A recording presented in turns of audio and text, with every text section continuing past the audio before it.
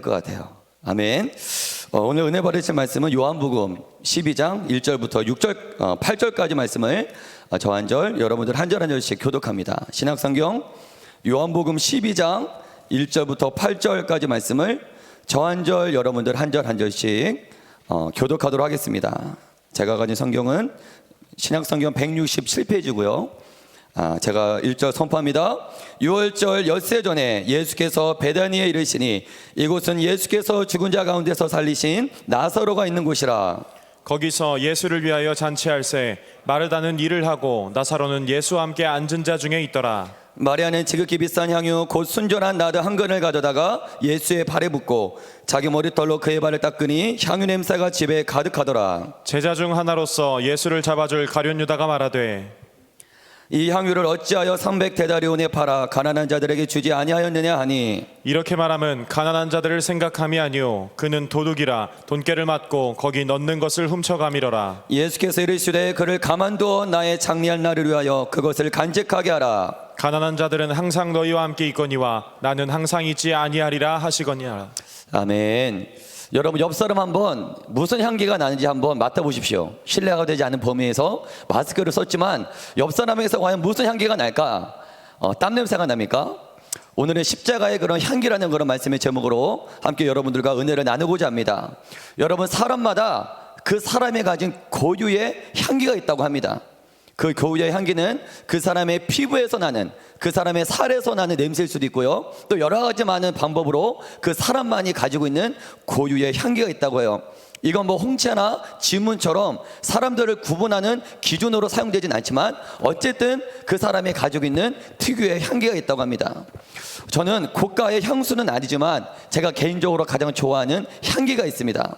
여러분들도 다 경험이 있으시겠지만 혹시 어렸을 적에 부모님, 그중에 엄마의 품에 꼭 안겨서 엄마의 그런 가슴에서 나오는, 엄마의 몸에서 나오는 엄마의 그 몸 냄새, 향기를 혹시 기억하고 계시는 분이 계십니까? 제가 어렸을 때 엄마가 이리와 형진아 그러면 두 팔을 벌리면 엄마 하고 이 조그만 제가 엄마의 그런 가슴에 폭 껴안겼던 기억이 나요. 엄마의 품에 안길 때마다 제 폐가 담을 수 있는 양까지 호흡을 크게 마시면서 엄마의 몸에서 나오는 향기를 제가 마셨던 기억이 납니다. 뭐라고 설명할 수는 없지만 그 엄마의 몸에서 나오는 엄마의 향기는 제 마음을 따뜻하게 했어요. 제 마음을 평온하게 했습니다. 때로는 엄마의 향기가 그리울 때면 엄마의 향기가 배어있는 엄마 옷가지를 옷장에서 꺼내서 제 코를 엄마의 옷에 들이박으며 엄마의 향기를 느끼곤 했습니다. 여러분들 혹시 갓 태어난 아이의 그런 향기를 맡아본 적이 있습니까?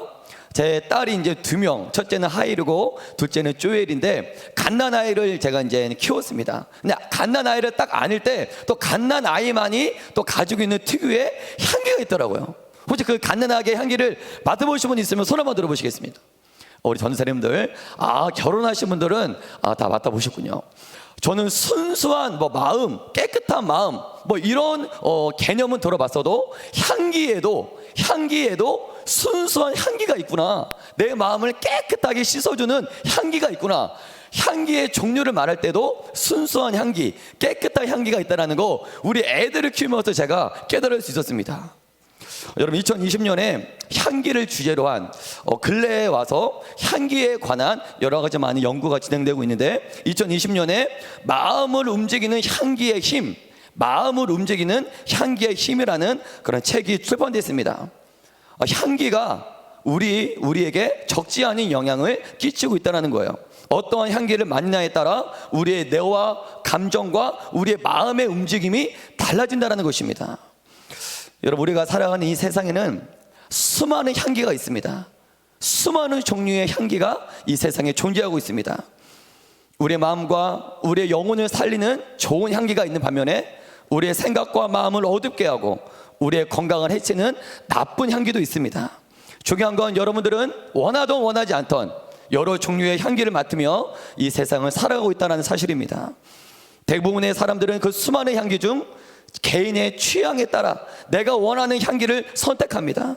그리고 자기가 원하는 향기를 매일매일 호흡하며 그 향기에 취하며 하루하루를 살아가고 있다는 것입니다. 이 자리에 모이신 우리 청년부 지체 여러분들은 하루하루 무슨 향기를 맡으며 하루하루 살아가고 계십니까? 우리는 혼잡하게 섞여 있는 수많은 향기 가운데 2000년 전 예수님께서 남기신 그 십자가의 향기를 매일매일 맡으며 살아가고 있는 구별된 자들인 줄 믿으시길 바랍니다. 할렐루야. 그리고 모든 이가 예수 그리스도의 향기를 맡을 수 있도록 그 향기를 세상에 널리 전하는 자들인 줄 믿으시길 바랍니다. 우리 고린도후서 2장 14절부터 16절까지 말씀을 우리 함께 선포하도록 하겠습니다. 전도사님 시작. 항상 우리를 그리스도 안에서 이기게 하시고 우리로 말미암아 각처에서 그리스도를 아는 냄새를 나타내시는 하나님께 감사하노라. 우리는 구원받는 자들에게나 망하는 자들에게나 하나님 앞에서 그리스도의 향기니 이 사람에게는 사망으로부터 사망에 이르는 냄새요 저 사람에게는 생명으로부터 생명에 이르는 냄새라. 누가 이 일을 감당하리요. 사람마다 고유의 향기가 있듯이 예수님도 예수님만의 향기가 있었습니다. 비록 2000년 전에 예수님을 우리는 직접 만날 수는 없지만 예수님이 남기신 그 향기를 통해 우리는 예수님을 만날 수 있습니다. 예수님이 남기신 향기를 통해 우리는 예수님을 알 수 있습니다. 여러분, 예수님의 향기는 16절이 말씀하는 것처럼 생명으로부터 생명에 이르는 냄새인 줄 믿습니다. 사람의 영혼을 살리는 향기, 우리의 마음을 살리는 향기인 줄 믿습니다. 여러분, 그리스도의 향기는 우리의 사명과도 같습니다. 우리는 구원받는 자들에게나 구원을 받지 않는 멸망하는 자들에게나 누구 앞에서나 우리는 그리스도의 향기인 줄 믿습니다. 모든 사람들에게 그리스도의 향기를 드러내는 구별된 자들인 줄 믿으시길 바랍니다. 우리의 기도의 제목은 하나님, 우리로 말미암아 각처에서 그리스도를 아는 냄새를 나타나게 하여 주시옵소서. 예수 그리스도의 향기를 남기는 자가 되게 하여 주시옵소서. 이게 저와 여러분들의 기도의 제목이 되어야 될 줄 믿습니다. 여러분, 그럼 오늘 향기라는 주제에 대해서 좀 더 깊이 살펴볼 텐데, 그리스도의 향기, 그럼 예수님이 남기신 그리스도의 향기는 과연 무엇이란 말입니까? 우리는 예수님이 남기신 향기를 좀 더 구체적으로 알기 위해서는 구약을 통해 그 향기를 보다 구체적으로 확인할 수가 있습니다. 여러분, 구약에서도 이 향기라는 단어를 사용했는데요, 거의 80% 이상 대부분 이럴 때 이 향기라는 단어를 사용했습니다. 몇 구절만 살펴보도록 하겠습니다. 창세기 8장 20절에서 21절의 말씀을 함께 선포하겠습니다. 시작. 노아가 여호와께 제단을 쌓고 모든 정결한 짐승과 모든 정결한 새 중에서 제물을 취하여 번제로 제단에 드렸더니 여호와께서 그 향기를 받으시고 그 중심에 이르시되 내가 다시는 사람으로 말미암아 땅을 저주하지 아니하리니 이는 사람의 마음이 계획하는 바가 어려서부터 악함이라. 내가 전에 행한 것 같이 모든 생물을 다시 멸하지 아니하리니. 네, 우리 레위기 6장 21절 함께 선포합니다. 시작. 그것을 기름으로 반죽하여 철판에 굽고 기름에 적셔 썰어서 소재로 여호와께 드려 향기로운 냄새가 되게 하라. 두 구절만 살펴보셨는데 우리 여러분들은 머리가 좋기 때문에 짐작이 가졌을 거예요. 마지막 한 번 더 레위기 17장 6절 말씀 선포합니다. 시작. 제사장은 그 피를 회막문 여호와의 제단에 뿌리고 그 기름을 불살라 여호와께 향기로운 냄새가 되게 할 것이라. 여러분, 구약에서 향기라는 단어를 주로 언제 사용합니까? 거의 대부분 제사를 드릴 때, 번제를 드릴 때 하나님 앞에 제물을 가져다가 그 제물을 불로 태우는 희생 제사를 드릴 때 이 향기라는 단어를 사용했다라는 것입니다. 여러분, 구약에서 드리는 번제를 간단히 설명하면 제물을 제물을 가져와서 그 제물 위에 손을 얹고 안수합니다. 그럼 예배자의 모든 죄가 그 제물에 전가되죠. 그 다음에 제물을 잡고 피를 제단에 뿌립니다. 마지막 이 과정이 중요한데, 모든 그 희생제사의 마지막 과정이 물을 깨끗하게 씻은 다음에 제물을 거룩한 불로 태웁니다. 거룩한 불로 태우는 이 과정이 마지막 과정이에요. 즉, 구약에서 드리는 희생제사의 마지막 과정, 불로 태우는 이 과정, 제물을 불로 태울 때 나는 이 냄새를 가리켜 성경은 향기라고 말씀하고 있다는 것입니다. 제물을 불로 태울 때, 그때 나는 연기, 제물을 불로 완전히 태워 없앨 때, 나를 불태울 때, 제물을 불태울 때 나는 냄새를 가리켜 향기라고 말하고 있어요. 여러분 신약에 와서도 향기라는 그런 단어가 등장하는데요. 역시 구약과 마찬가지로 재물과 연관되어 쓰여지는 그런 단어입니다. 우리 빌립보서 4장 18절의 말씀을 함께 선포합니다. 시작. 내게는 모든 것이 있고 또 풍부한지라 에바브로디도 편에 너희가 준 것을 받음으로 내가 풍족하니 이는 받으실 만한 향기로운 재물이요 하나님을 기쁘시게 한 것이라. 빌립보 교회의 성도는 브로디오도를 통해 바울에게 일정의 양식과 물질을 헌신하였습니다. 빌립보 교회가 바울에게 드린 헌신을 바로 향기로운 재물이다라고 말하고 있습니다. 여러분, 이처럼 성경에서 말하는 향기는 뭐냐면 나 자신이 재물이 되어 완전히 하나님께 나를 내어드립니다.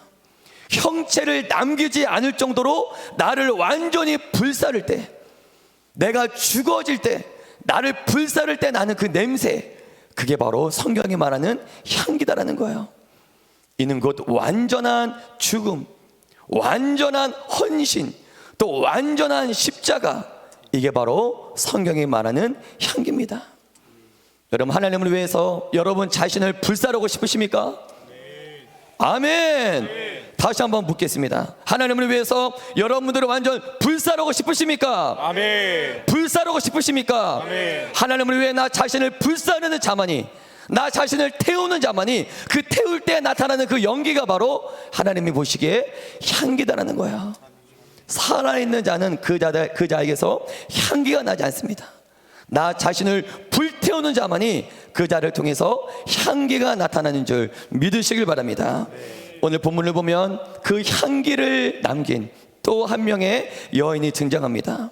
예수님께서는 이 여인, 복음이 전파되는 곳마다 이 여인이 행한 일을 똑같이 전하라, 그렇게 말씀하셨을 만큼 이 여인이 남긴 향기는 예수님 뇌리에 깊숙이 기억된 향기였어요. 여러분, 오늘 이 시간에는 그녀가 남긴 향기는 도대체 우리에게 어떠한 의미와 도전을 주는지 본문에 등장한 사건을 중심으로 몇 가지 영적인 교훈을 살펴보려고 합니다. 먼저 우리 12장 1절 말씀을 우리 한 번 더 힘차게 선포합니다. 시작. 6월절 엿새 전에 예수께서 베다니에 이르시니 이곳은 예수께서 죽은 자 가운데서 살리신 나사로가 있는 곳이라. 여러분, 배경입니다. 어떻게 이 여인 마리아는 최고의 헌신을 드릴 수 있었을까? 이 사건은 어떠한 배경에서 일어났을까? 배경을 간단히 살펴보자면 1절에 이렇게 말합니다.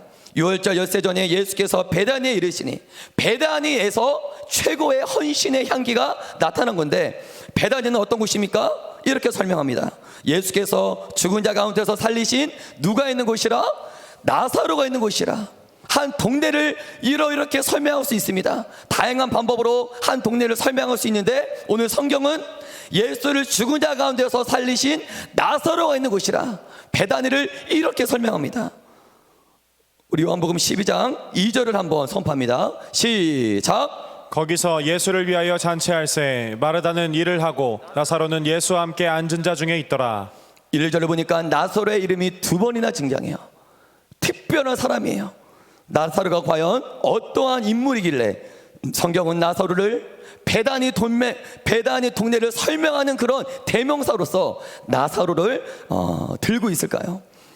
여러분, 그뿐만 아닙니다. 우리 12장 9절을 보면 수많은 유대에 살고 있는 수많은 사람들이 이 나사로를 구경하기 위해, 나사로를 보기 위해 베다니로 몰려들고 있는 모습을 볼 수 있어요. 요한복음 12장 9절의 말씀을 선포합니다. 시작. 유대인의 큰 무리가 예수께서 여기 계신 줄을 알고 오니 이는 예수만 보기 위함이 아니요 죽은 자 가운데서 살리신 나사로도 보려 함이러라. 여러분, 이 나사로는 특별한 존재가 아니었어요. 베다니라는 한 동네를 대명사로 설명할 만큼 그렇게 특별한 존재가 아니었습니다. 여러분, 나사로의 과거는 시체였어요. 불과 사흘 전만 해도 나사로는 무덤에 묻혀있는 썩은 시체 냄새가 나는 죽은 자였습니다. 사망에 완전히 사로잡혀 단 1%의 희망과 가능성도 없는, 정말 그 희망이 제로인 상태, 썩은 시체 냄새가 났던 그 나사로. 여러분, 그 나사로를 시체 냄새가 나는 나사로를 보기 위해 누가 베다니로 오겠습니까? 여러분, 그런데 이제 나사로는 예전의 나사로가 아니라 특별한 나사로, 할렐루야, 예수님이 나사로를 특별한 나사로로 다시 태어나게 하신 줄 믿습니다.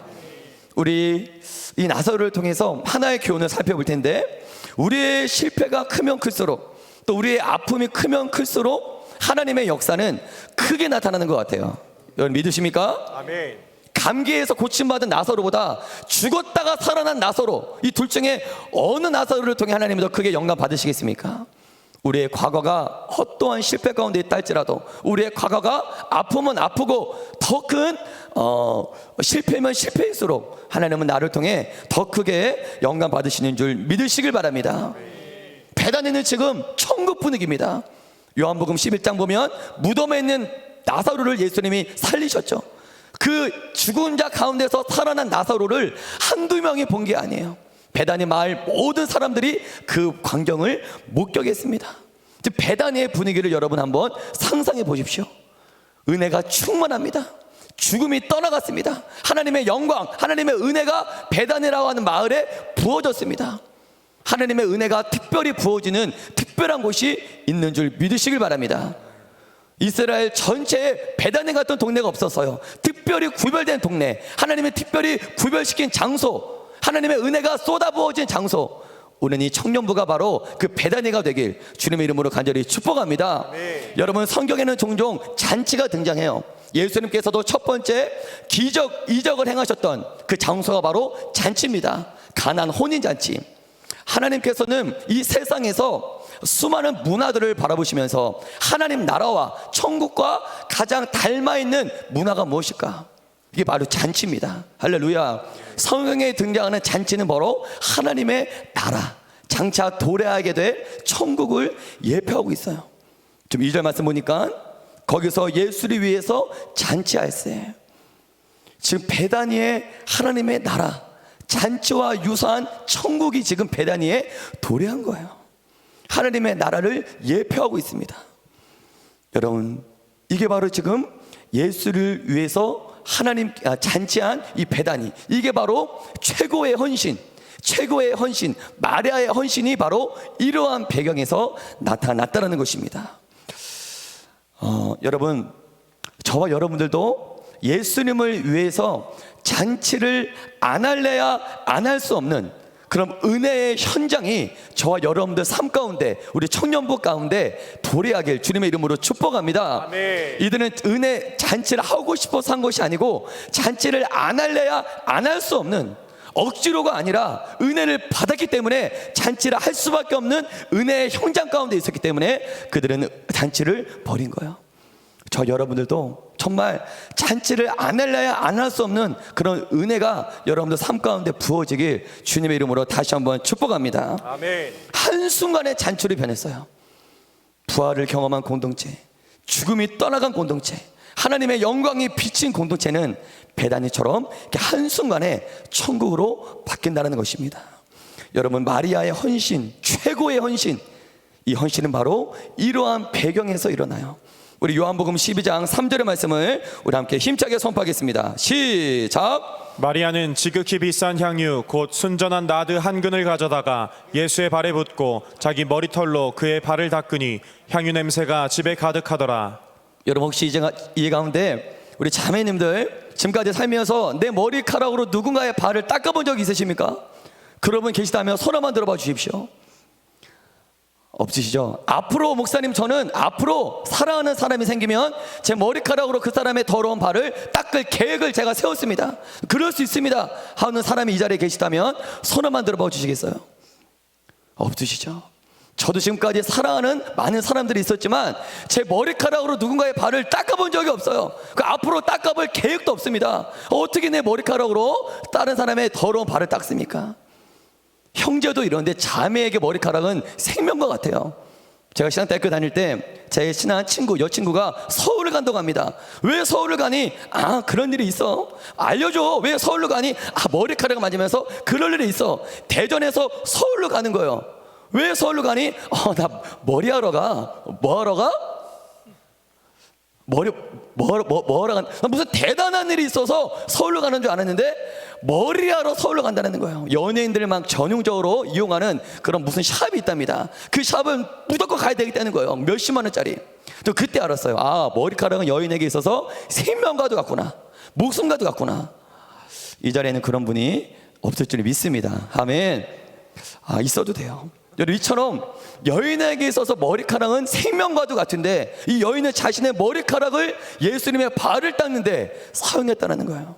지금 마리아가 예수님께 보인 이 행동은 그 당시에는 매우 보기 드문 이례적인 행동이었습니다. 여러분, 그 당시에는 중동 지역은 모래바람입니다. 사막 가운데 있죠. 밖에 나갔다 들어오면 발에 먼지가 가득 묻어 있어요.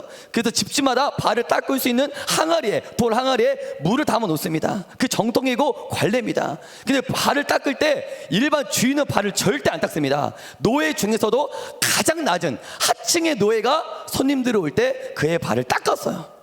가장 낮은, 가장 최고로 낮은 노예만이 그 손님의 발을 닦았는데 마리아는 본인이 닦고 있는 거예요. 이뿐만이 아닙니다. 당시 연회 잔치가 일어날 때는 가끔 잔치의 절정에 이르렀을 때 사람들이 그 향유를 자신의 머리에 붓는 관례가 있었습니다. 그런 관례가 실제로 예수님 당시에 있었어요. 머리에 부은 향유를 발에 붓는 것은 이례적인 거예요. 연회의 절정에 다다랐을 때 머리에는 부었지만 발에 향유를 부은 적은 거의 찾아볼 수 없었습니다.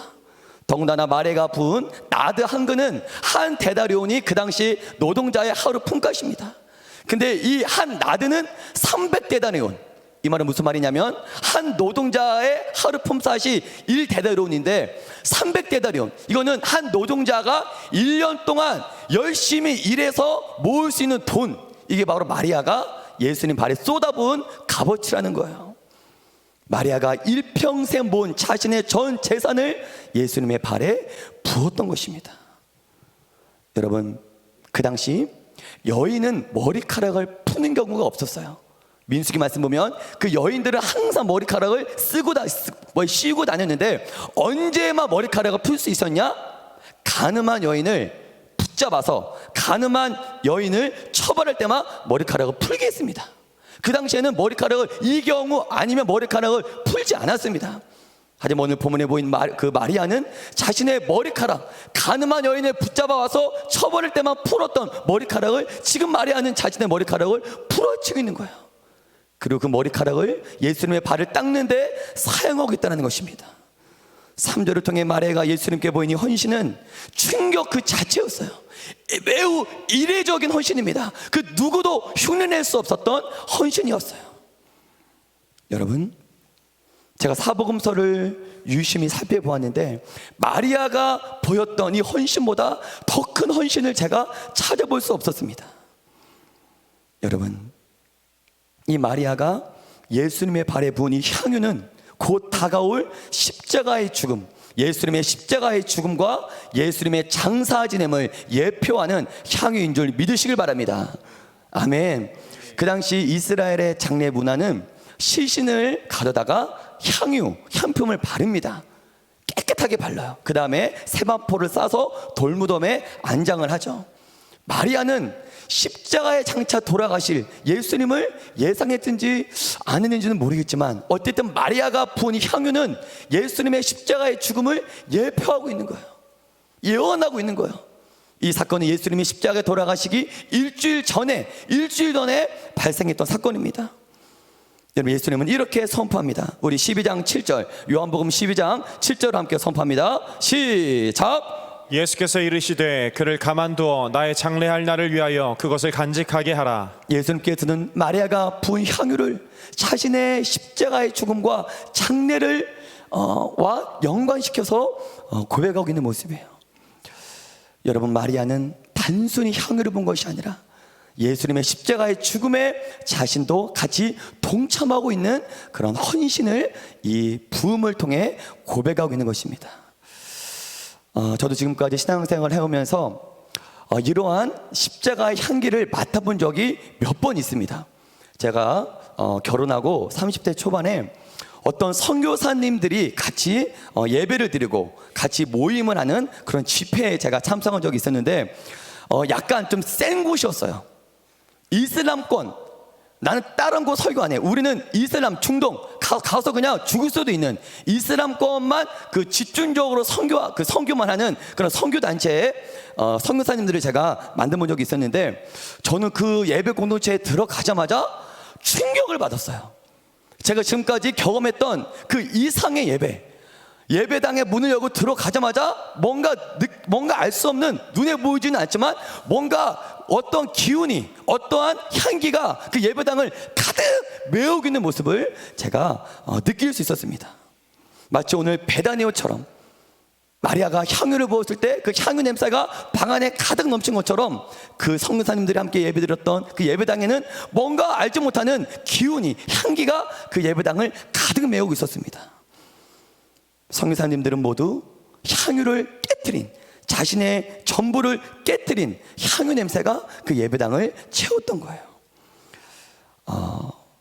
무엇보다 저는 이 청년부 예배 공동체, 이 예배당이 여러분들이 깨뜨리는 그런 헌신의 향기를 통해 누가 와도 정말 그 여러분들이 깨뜨리는 그 향유 냄새를 맡고 그 향유 냄새에 압도당하는 우리 청년부 공동체가 되길 주님의 이름으로 간절히 축복합니다. 축복합니다. 여러분, 우리 3절, 우리 12장 3절 말씀을 한 번 더 선포하도록 하겠습니다. 12장 3절 시작. 마리아는 지극히 비싼 향유 곧 순전한 나드 한 근을 가져다가 예수의 발에 붓고 자기 머리털로 그의 발을 닦으니 향유 냄새가 집에 가득하더라. 우리 함께 선포하겠습니다. 향유 냄새가 집에 가득하더라. 다시 한번요. 향유 냄새가 집에 가득하더라. 여러분, 집안에 있는 모든 사람들은 한 여인의 전폭적인 헌신으로 말미암아 집안에 있는 모든 사람들이 그 여인이 남긴 향기를 맡을 수 있었습니다. 여러분, 그들이 맡은 향기는 향유 냄새가 아닌 바로 마리아의 헌신의 향기인 줄 믿으시길 바랍니다. 한 사람이 뿌린 헌신이 공동체 모두를 행복하게 했습니다. 한 사람이 남긴 헌신이 공동체 모든 자를 행복하게 했다는 거예요. 그너로 말미암아 모든 공동체는 십자가의 향기를 맡게 된 거예요. 그녀 한 사람 때문에 모든 사람이 십자가의 향기를 맡게 된 것입니다. 그녀가 남긴 십자가의 이 복음의 향기는 방 안에 가득 넘치게 되었어요. 이건 무엇을 의미합니까? 복음의 향기가 열방을 넘어, 할렐루야, 세계 열방까지 향기가 방 안에 확장된 것처럼 그녀가 남긴 복음의 향기, 예수님 한 사람이 십자가에서 남기신 그 십자가의 향기가 세계 방방 곳곳 열방을 향해 뻗어나가는 것을 상징하고 있다는 것입니다. 여러분, 따라하겠습니다. 헌신은 향기와도 같습니다. 여러분, 헌신의 특징, 향기의 특징과 유사해요. 향기가 눈에 보이지 않는 것처럼 헌신도 내가 이렇게 헌신하는데 왜 나를 알아주지 않나? 열심히 헌신하지만 그 헌신이 때로는 내 눈에 보이지 않을 수도 있습니다. 열심히 기도하는데, 이렇게까지 열심히 충성하는데 눈에 띄지가 않는 거예요. 내가 이렇게 열심히 헌신하는데 왜 사람들이, 공동체가 나를 인정해 주지 않나? 아니에요. 다 알고 있습니다. 할렐루야. 아멘. 눈에 보이지 않을 뿐이지 향기를 다 맡고 있습니다. 목자 여러분들, 말정 여러분들, 리더 여러분들, 또 목원 여러분들, 여러분들의 헌신 누군가가 맡고 있습니다. 할렐루야. 네. 여러분들이 남긴 헌신, 누군가가 그 헌신 때문에 예수님을 만나고 있습니다. 할렐루야. 네. 예수님을 알아가고 있습니다. 할렐루야. 네. 여러분, 마리아가 남긴 이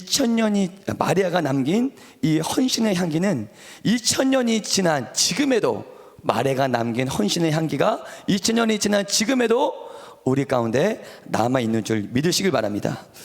여러분, 저는 어떻게 이 마리아가 이런 헌신을 할 수 있었나, 두 가지로 한번 간단히 요약해 봤는데요. 첫 번째 선포하겠습니다. 마리아는 예수님으로부터 은혜를 받은 자였습니다. 여러분, 마리아가 어떻게 이 최고의 헌신을 드릴 수 있었나? 마리아는 예수님으로부터 뭘 받은 자였다? 은혜를 받은 자였습니다. 서두에서 이야기한 것처럼 베다니는 지금 어떤 곳입니까? 예수님의 은혜가 부어진 곳이에요. 하나님의 영광이 부어진 곳이에요. 여러분, 죽었다 살아난 나사로는 누구였습니까? 다름 아닌 마리아의 오라버니였어요. 마리아가 이러한 헌신을 드릴 수 있었던 이유는 예수님으로부터 은혜를 받고 예수님의 은혜를 경험했기 때문에 이러한 헌신을 드릴 수 있었다는 사실입니다. 여러분, 항상 모든 역사는 하나님으로부터 시작되는 줄 믿습니다. 선포하겠습니다. 모든 역사는 내가 아닌 하나님으로부터 시작됩니다. 내 결심과 내 의지만으로는 절대 헌신할 수 없습니다. 하나님으로부터, 하나님의 은혜로부터 이 모든 역사가 시작된다는 거예요. 마리아의 헌신이 먼저가 아니라 예수님의 은혜가 먼저였다는 것입니다. 예수님의 은혜가 주셔야지만, 예수님이 나에게 은혜를 주셔야지만, 우리 공동체 가운데 하나님의 은혜를 부어 주셔야지만 우리가 하나님 앞에 헌신할 수 있는 줄 믿으시길 바랍니다. 저도 신학대학교 다닐 때 하나님 막 은혜를 받을 때 하나님, 우리 동역자들, 선후배들 날마다 모여서 강당 뒤편에서 피아노를 치며 매일매일 기도할 때 누구 하나 우리 예수를 위해서 죽자, 예수를 위해 죽자, 누구 하나 이런 고백을 안 했던 동역자가 없었습니다. 우리 진짜 그 고백처럼 죽을 줄 알았어요. 진짜 결혼도 안 하고 다 선교지에 가서 다 순교할 줄 알았어요. 20대 초반에 매일매일 강당에서 9시부터 11시까지 매일매일 기도했을 때 눈물을 흘리면서 두 손을 잡고 헌신을 다짐했어요. 우리 죽자, 헌신하자. 막 은혜가 부어질 때, 여러분, 받은 은혜와 사랑이 너무 커서 그러한 고백이 너무나 자연스러웠습니다. 하지만 내 안에 은혜가 식어지고 그 은혜가 사라지면 그거는 과거의 고백일 뿐이에요. 옛날에 했던 고백일 뿐이에요. 언제 그러한 헌신을 했나, 언제 그러한 고백을 했나, 그냥 옛날 일로 그치고 만다는 것입니다. 그래서 이 자리에 모이신 우리 청년부 지체님들은 매일매일 하나님으로부터 부어지는 은혜를 사모해야 될 줄 믿습니다. 할렐루야. 과거의 은혜에 머무는 것이 아니라 매일매일 하나님이 주시는 은혜를 사모하길 주님의 이름으로 간절히 축복합니다. 두 번째, 마리아는 어떻게 이러한 최고의 헌신을 할 수 있었나?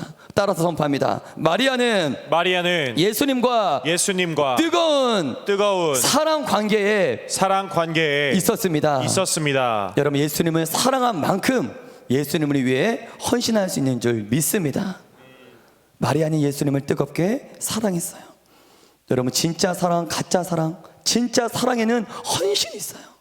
가짜 사랑에는 욕심만 있습니다. 여러분, 사랑한다면 그 자를 위해 헌신하게 되어 있어요. 여러분, 연애할 때 너무 사랑해서 헌신하지 않습니까? 막상 결혼하면 연애만큼 헌신하지 않아요. 저를 바라봐도 회개하고 있는데, 여러분, 진짜 사랑은 헌신하게 되어 있습니다. 할렐루야. 그 결혼 이후에도 전사님들 상당히 좋아하십니다. 아주 공감이 된 듯. 진짜 사랑은 헌신하게 되어 있어요. 여러분, 가짜 사랑은 지치지만 진짜 사랑은 지치지가 않습니다. 아멘. 진짜 사랑은 또 늘 새롭습니다. 할렐루야. 지겹지가 않아요. 에너지가 넘칩니다. 여러분, 진짜 예수님을 사랑하면 신앙생활이 지치지가 않습니다. 할렐루야. 하나님을 위해서 하는 봉사와 헌신이 지치지가 않습니다. 하면 할수록 기쁜 거예요. 왜? 주님을 사랑하기 때문에. 헌신보다 예수님을 사랑하는 그 사랑이 무엇보다 먼저 시작되어야 될 줄 믿습니다. 예수님을 사랑하는 것부터, 교회에서 하는 모든 사랑이 그 사랑부터 시작되어야 할 줄 믿습니다.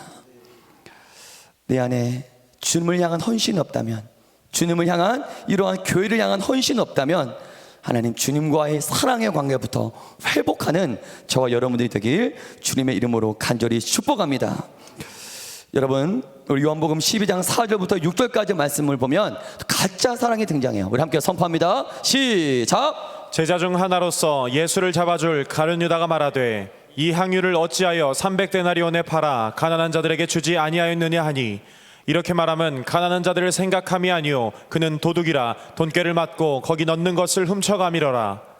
마리아의 헌신에 감동하고 감격하기보다 가룟 유다는 마리아의 헌신을 보고 비판합니다. 예수님의 장례보다, 예수님의 십자가의 죽음보다 가룟 유다는 뭐가 크게 보입니까? 돈이 크게 보인 거예요. 우리 주변에도 충성되게 헌신하는 지체들을 보고 막 비판하는 사람이 있어요. 신앙생활을 적당히 하면 되지 그렇게 유별나게 해야 되냐? 기도를 적당하게 하면 되지 꼭 그렇게까지 해야 되냐? 별의별 동기와 논리와 핑계를 갖다 대며 헌신을 방해하고 헌신을 거부하는 사람들이 있다는 것입니다. 여러분, 가룟 유다는 예수님을 따라 다녔지만 예수님을 사랑해 본 적이 한 번도 없습니다. 가룟 유다는 예수님을 따라다니는 목적이 무엇입니까? 이렇게 말하면 가난한 사람을 생각하기이 아니며 그는 도둑이라, 돈깨를 맞고 거기 넣는 것을 훔쳐가미라. 예수님을 따라다니는 목적이 사랑이 아니라 그의 필요 때문에 뭔가 얻으려고 예수님을 따라다녔다는 것입니다. 이건 사단이에요. 여러분, 마귀가 절대 할 수 없는 것, 사단의 최고 약점이 무엇인지 아십니까?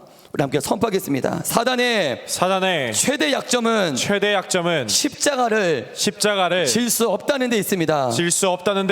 사단은 능력도 있습니다. 우리에게 능력을 줄 수도 있습니다. 기적도 베풀 수 있어요. 축복도 줄 수 있습니다. 명예도 줄 수 있어요. 부도 줄 수 있습니다. 하지만 마귀 사단이 할 수 없는 것, 다른 거 다 할 수 있지만 사단이 할 수 없는 한 가지, 사단은 십자가를 질 수 없다는 거예요. 사단이 가장 싫어하는 것은 자기를 죽이는 겁니다. 십자가를 지는 겁니다. 여러분, 진짜 사랑을 해보셨습니까? 진짜 사랑은 십자가를 지는 거예요. 아멘. 헌신하는 것입니다. 우리 고린도전서 1장 18절의 말씀을 한번 크게 선포하겠습니다. 시작. 십자가의 도가 멸망하는 자들에게는 미련한 것이요 구원을 받는 우리에게는 하나님의 능력이라. 여러분, 저는 기독교를 반전의 종교라고 생각해요. 함께 선포하겠습니다. 기독교는 반전의 종교입니다. 반전의 종교. 그 반전은 바로 십자가입니다. 기독교는 반전의 종교예요. 십자가로 들어갔다가 부활로 끝납니다. 여러분, 오늘 설교를 마치려고 합니다. 우리 마태복음 26장 39절 한번 힘차게 선포할까요? 시작. 조금 나아가사 얼굴을 땅에 대시고 엎드려 기도하여 이르시되 내 아버지여, 만일 할만하시거든 이 잔을 내게서 지나가게 하옵소서. 그러나 나의 원대로 마시옵고 아버지의 원대로 하옵소서 하시고. 우리 반주전에 반주 잠깐 해주실까요? 여러분, 예수님은 이 땅에 오시기 전부터 자신이 어떠한 모양으로 죽을 걸 아시고 이 땅에 오신 줄 믿습니다. 예수님 이 땅에 오시기 전부터 자기가 어떠한 죽음으로 이 땅에 죽을 걸 예수님은 알고 오셨어요. 예수님은 이 땅에서 살려고 오신 분이 아니라 이 땅에서 죽으려고 오셨다는 것입니다. 너무 중요한데 한번 선포하겠습니다. 예수님은 살려고 오신 분이 아니라 죽으려고 오신 분입니다. 죽을 목적으로 오셨어요. 십자가를 지려고 오셨습니다. 이 땅에서 살기 위해 오신 것이 아니라 죽기 위해 오신 분이 바로 예수님이세요. 날마다 십자가의 무게를 짊어지고 날마다 하루하루를 살아가셨습니다. 여러분, 몇 월 며칠 날 내가 이런 모양으로 죽는다, 이걸 알고 살아가는 것과 모르고 살아가는 것은 천지차이입니다. 여러분들이 몇 월 며칠에 이러한 모양으로 죽는다, 여러분들이 만약에 그 날과 일시와 모양을 안다면 하루하루가 고통일 거예요. 하루하루 사는 것이, 하루하루가 지나는 것이 그 죽음과 가까워지는 것입니다. 하루가 지나면 또 그 죽음의 날과 가까워지는 것이고, 또 하루가 지나면 또 죽음의 날과 가까워지는 거예요. 예수님은 날마다 십자가의 무게를 짊어지고 하루하루를 사셨다는 거예요. 세상 영광, 사람 인기, 누구로부터 받는 인정은 이미 예수님과 상관없는 말입니다. 여러분, 기독교는 반전의 종교인데 십자가의 죽음을 매일매일 짊어졌던 예수님에게 나는 죽기를 원하고 나는 죽고자 하는데 그 자를 통해, 그 예수님을 통해 어떠한 역사가 일어납니까? 살아나는 역사, 생명을 살리는 역사가 예수님을 통해 일어났다는 것입니다. 아멘. 여러분, 여러분들을 통해 누군가를 살리는 생명의 역사가 나를 통해 일어나길 소망하십니까? 내가 살아있는 한 그런 역사는 절대 일어나지 않아요. 기독교는 반전의 종교입니다. 예수님에게서 왜 이렇게 예수님에게서만 이러한 기적과 표적이, 왜 예수님을 통해서만 죽은 자가 살아나고 귀신이 떠나가고 병든 자가 고침받는 이러한 이적과 표적이 왜 예수님에게서만 이렇게 집중적으로 나타나고 있나? 예수님은 날마다 자신을 죽었기 때문입니다. 매일매일 십자가의 무게를 짊어지셨기 때문입니다. 오늘도 어떤 자들을 통해 생명을 살리는 역사가 나타납니까? 내가 살아있어서는, 십자가를 지지 않고서는 절대 나를 통해 한 명의 영혼도 살아날 수가 없습니다. 그렇기 때문에 기독교는 반전의 종교예요. 따르겠습니다. 죽어진 자들을 통해서 살리는 역사가 일어납니다. 하나님, 내가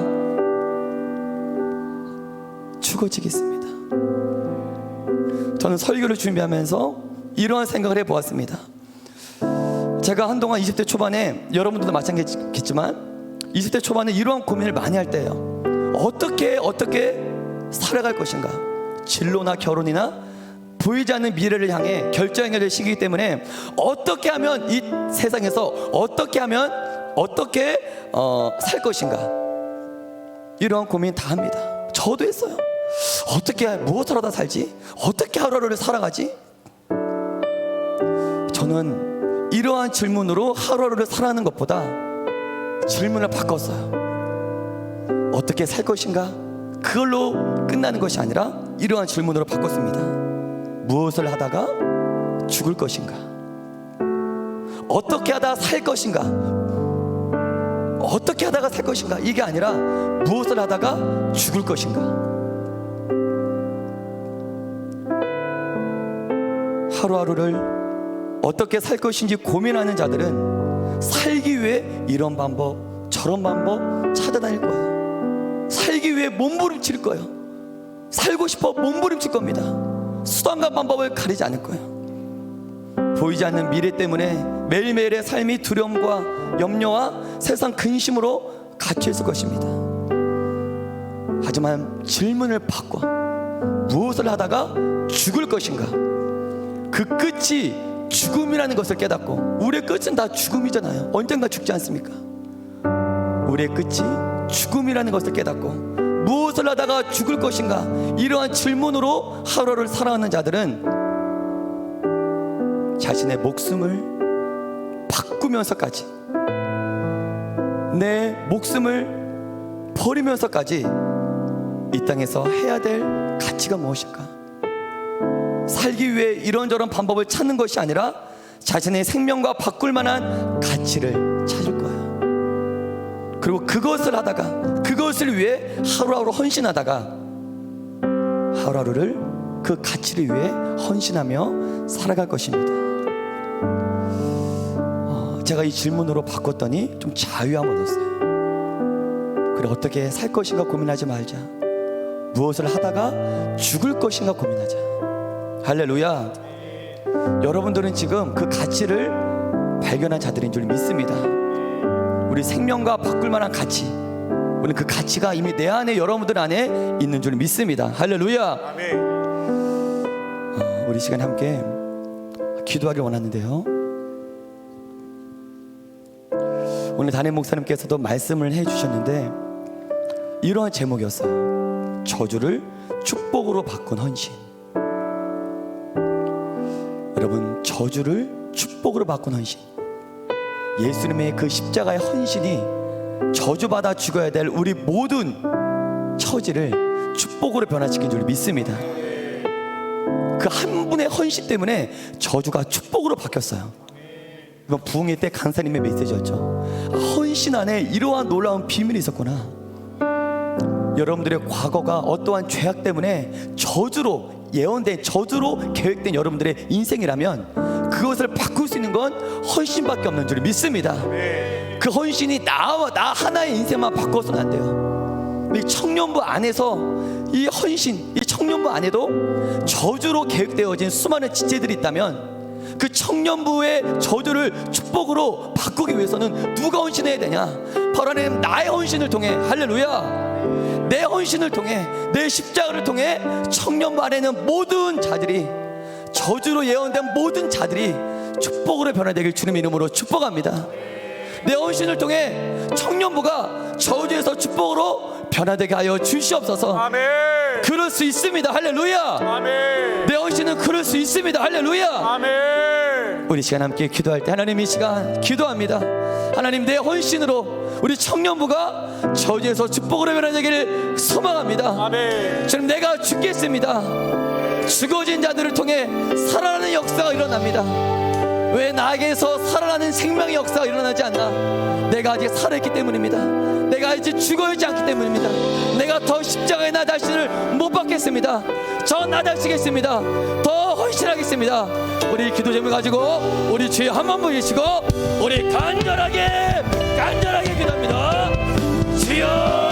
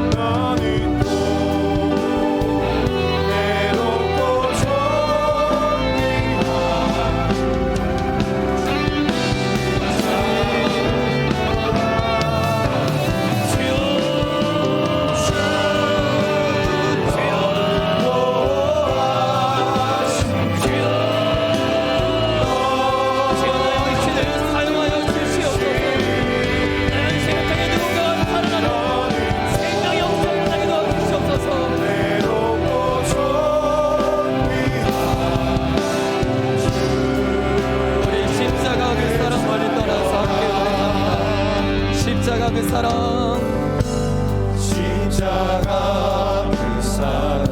우리 주님의 헌신을 기억하면서 멀리 떠나서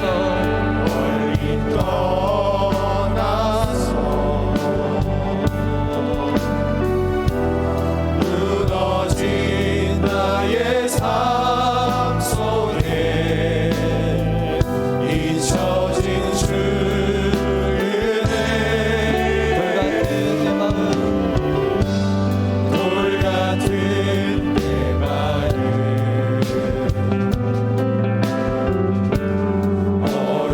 어루만진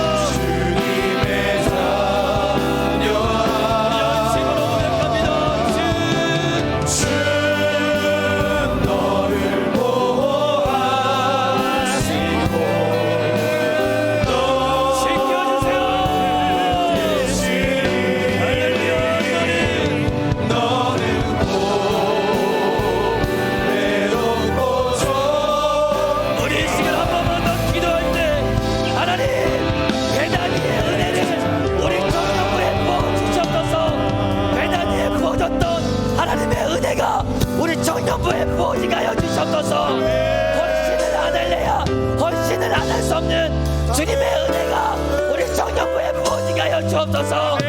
우리 청년부가 배단이가 되게 하여 주시옵소서. 최고의 헌신이 우리 청년부 안에서 일어나게 도와주시옵소서. 우리 주여 한번 부르시고 기도합니다.